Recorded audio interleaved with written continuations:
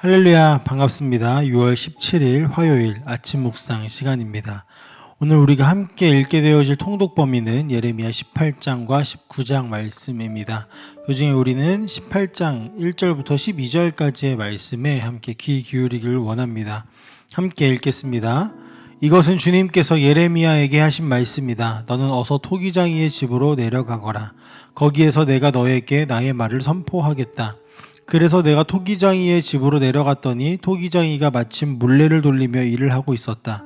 그런데 그 토기장이는 진 흙으로 그릇을 빚다가 잘 되지 않으면 그 흙으로 다른 그릇을 빚었다. 그때 주님께서 나에게 이렇게 말씀하셨다. 이스라엘 백성아, 내가 이 토기장이와 같이 너희를 다룰 수 없겠느냐? 나 주의 말이다. 이스라엘 백성아, 진흙이 토기장이의 손 안에 있듯이 너희도 내 손 안에 있다. 내가 어떤 민족이나 나라의 뿌리를 뽑아내거나 그들을 부수거나 멸망시키겠다고 말을 하였더라도 그 민족이 내가 경고한 죄악에서 돌이키기만 하면 나는 그들에게 내리려고 생각한 재앙을 거둔다. 그러나 내가 어떤 민족이나 나라를 세우고 심겠다고 말을 하였더라도 그 백성이 나의 말을 순종하지 않고 내가 보기에 악한 일을 하기만 하면 나는 그들에게 내리기로 약속한 복을 거둔다. 그러므로 너희는 이제 유다 사람과 예루살렘 주민에게 전하여라. 나 주가 말한다. 내가 너희에게 내릴 재앙을 마련하고 있으며 너희를 칠 계획도 세우고 있다. 그러므로 너희는 어서 각기 자신의 사악한 길에서 돌이키고 너희의 행동과 행실을 고쳐라. 내가 이렇게 말하면 그들은 이르기를 그럴 필요 없다. 우리는 우리 생각대로 살아가겠다. 우리는 각자 자신의 악한 마음에서 나오는 고집대로 행동하겠다 할 것이다. 아멘. 오늘 우리는 예레미야 18장의 말씀을 통해서 하나님과 우리의 관계를 다시 한번 생각해 보기를 원합니다. 하나님은 선지자 예레미야를 통하여서 토기장이의 집으로 보내시면서 그곳에서 일어나는 일을 통해 하나님의 뜻을 계시하고 계십니다. 예레미야는 하나님의 명령을 따라서 이제 토기장이의 집으로 가게 됐는데요.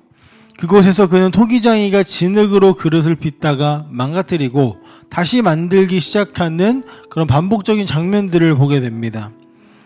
이 모습을 통하여서 하나님은 우리에게 이렇게 말씀하시는 것이죠. 하나님은 토기장이이시고 우리는 진흙과 같다라는 것입니다. 이것은요, 하나님의 절대적인 주권을 의미하고 있습니다. 그러나 동시에 이 비유는 단순히 운명론을 이야기하는 것이 아닙니다. 하나님은 언제든지 깨진 그릇을 다시 만드실 수 있는 능력과 또 그렇게 하실 수 있는 의지, 그렇게 할 수 있는 권위가 있다라는 것을 우리에게 말씀하고 계시는 것입니다. 그래서 하나님께서는 분명하게 이렇게 말씀하십니다. 18장 8절 말씀에 그 민족이 내가 경고한 죄악에서 돌이키기만 하면 나는 그들에게 내리려고 생각한 재앙을 거둔다 라고 말씀하시는 것이죠.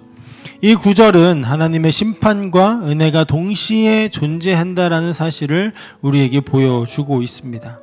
하나님은 공의로우신 분이십니다. 다시 말해 정의로우신 분이시라는 것입니다. 하지만 회개하는 자를 용서하시는 사랑의 하나님이시기도 하십니다. 복음의 중심에 이 진리가, 이 원리가 작용하고 있습니다. 회개하는 자는 구원을 받고 완고한 자, 하나님을 배척하고 멀리한 것을 돌이키지 않는 자는 심판을 피할 수 없는 것입니다. 그래서 예수님께서도 반복해서 말씀하셨죠. 회개하라, 천국이 가까이 왔다라고요. 하나님을 회개하는 개인 그리고 공동체, 나라를 기꺼이 새롭게 빚으시는 분이십니다.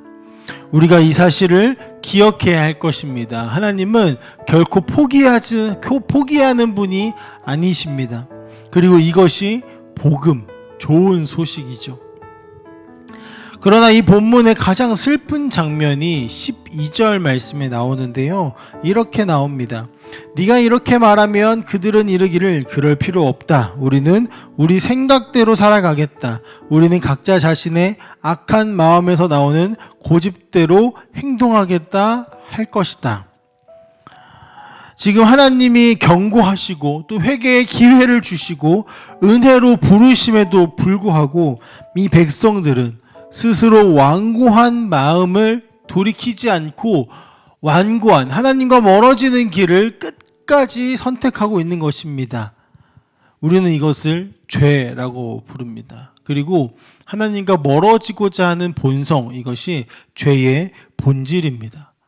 하나님의 사랑의 손길을 뿌리치고 자기가 주인이 되어져서 살아가고자 하는 그런 마음, 이 모습은 에덴 동산 이후로 계속 반복되어져 온 인간의 태도입니다. 우리의 삶을 한번 돌아켜 봤으면 좋겠습니다. 하나님이 주인이 되십니까? 아니면 내가 주인으로 살아가고 있습니까? 하나님께서는 반복적으로 돌이키라고 말씀하십니다. 사랑의 손길을 내미십니다. 십자가의 사랑을 우리에게 반복적으로 말씀하십니다. 그러나 우리는 내 뜻대로 살아가겠노라고 말하고 그렇게 살아가고 있지는 않습니까? 이것이 세상의 반응이고 또 때로는 우리들의 반응일 때가 있습니다. 사랑하는 검단 함께하는 교회 성도 여러분, 예레미야 18장은 우리에게 하나님의 절대 주권과 인격적인 부르심을 동시에 보여주고 있습니다. 하나님은 무조건 부수는 분이 아니십니다. 깨진 그릇도 다시 새롭게 빚으시는 분이십니다. 하나님의 토기장이시고 우리가 그분의 손 안에 들려져 있는 진흙이라면 토기장이가 만드는 대로 우리는 살아가게 되어질 텐데, 그분은 깨트리시는 분이 아니라, 깨트리시기만 하는 분이 아니라 다시 빚으시고 더 멋지게 더 새롭게 빚으시는 분이십니다. 복음이 바로 이 메시지이죠. 우리가 회개하고 돌아설 때 하나님은 우리를 새롭게 하시고 자신의 뜻대로 아름답게 빚어 가신다는 것입니다. 그래서 오늘 우리에게 중요한 질문을 몇 가지 던졌으면 좋겠습니다. 나는 지금 누구의 손에 빚어지고 있는가? 하나님의 손에 자신을 내어드리고 있는가? 아니면 스스로를 주인 삼고 있는가? 하나님은 인격적이신 분이시기 때문에 우리가 스스로를 하나님께 내어 맡기지 않으면 기다리십니다. 그렇기 때문에 오늘도 우리는 주님 앞에 내어 놓아야 합니다. 하나님께서 우리에게 이렇게 말씀하시는 음성을 듣고 말이죠. 이스라엘 백성아, 내가 이 토기장이와 같이 너희를 다룰 수가 없겠느냐 하는 이 질문에 우리는 응답해야 할 것입니다. 그분께 우리의 마음을 다시 드리셨으면 좋겠습니다. 깨진 마음이라도, 실패한 삶이라도 주님은 언제나 다시 시작하실 수 있습니다. 왜냐하면 하나님이 우리를 처음부터 만드셨기 때문입니다.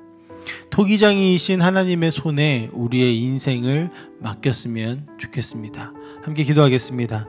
사랑의 하나님 아버지, 감사합니다. 오늘 이 말씀이 우리에게 다가올 때에 하나님, 우리가 누구의 손에 경작되어지고 누구의 손에 빚어지고 있는지를 다시 돌아보기를 원합니다.